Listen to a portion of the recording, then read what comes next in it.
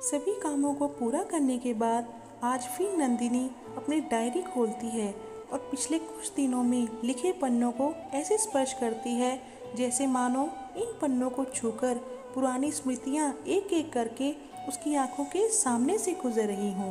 ये एहसास ही नंदिनी के चेहरे पर मुस्कुराहट बनकर तैर गया था। फिर सहसा नंदिनी एक कोरा पन्ना खोलती है। आज नंदिनी इसी कोरे पन्ने में अपने खूबसूरत लम्हों को एक बार फिर कैद करने जा रही थी।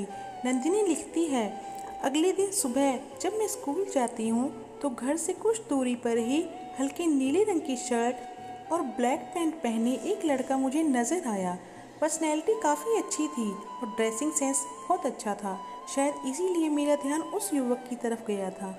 अभी तक जो युवक मेरी तरफ पीठ दिखाकर खड़ा था, मेरे कदमों की आहट सुनकर अचानक मेरी तरफ मुड़ गया था।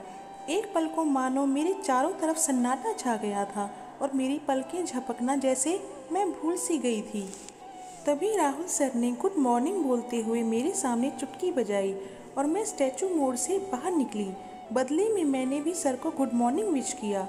तो आप मेरा इंतज़ार कर रहे थे सर? मैंने जानने के लिए पूछा था।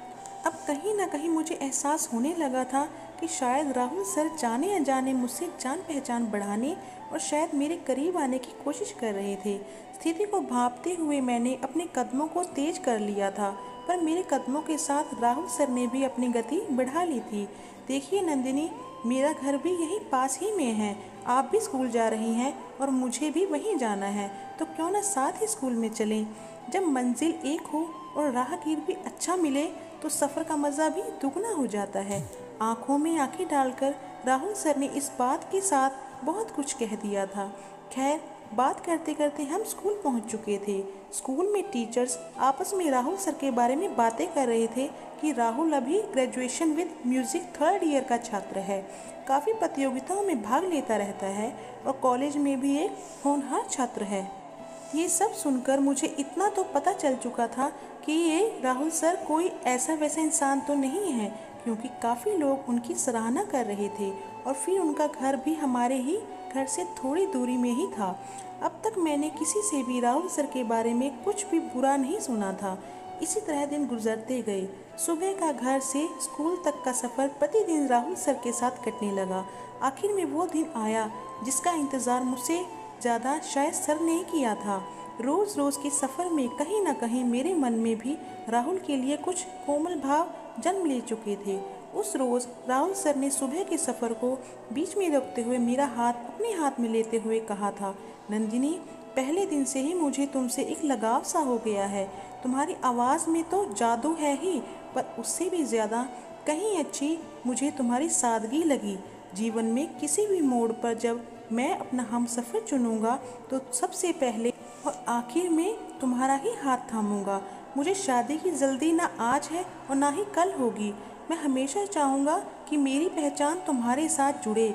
उससे पहले तुम दुनिया में खुद की पहचान बना चुकी हो। मेरा वादा है कि मैं भी तुम्हारा हाथ खुद की पहचान बनने पर ही थामूंगा। ये मेरे जीवन का सबसे पहला और सबसे आखिरी प्रेम प्रस्ताव था। मैंने राहुल को ही अपना हमसफ़र चुना। मैंने और राहुल दोनों ने शिक्षा के क्षेत्र में अपना करियर बनाया और आज हमारी शादी को 5 साल हो चुके हैं। आज भी हमारे बीच में वो उपजा पहली नज़र का प्यार बिल्कुल वैसा ही है जैसा पहली मर्तबा था। इन्हीं शब्दों के साथ नंदिनी अपनी डायरी बंद कर चुकी थी। तभी राहुल भी घर वापस आ चुके थे। एक बार फिर वो पहली नज़र का प्यार चारों ओर अपनी सुगंध फैला चुका था, क्योंकि आज नंदिनी को पता चला था कि अब वो एक माँ बनने वाली है। राहुल और नंदिनी दोनों ईश्वर का धन्यवाद करते हैं। अगर आपको ये स्टोरी अच्छी लगी हो तो चैनल को सब्सक्राइब ज़रूर कीजिए, अपने दोस्तों के साथ भी शेयर कीजिए और कमेंट में ज़रूर बताइए कि कैसी लगी आपको ये स्टोरी। मिलते हैं अगली वीडियो में कुछ ऐसी ही स्टोरी के साथ। तब तक के लिए हंसते रहिए और औरों को भी खुश रखिए। धन्यवाद।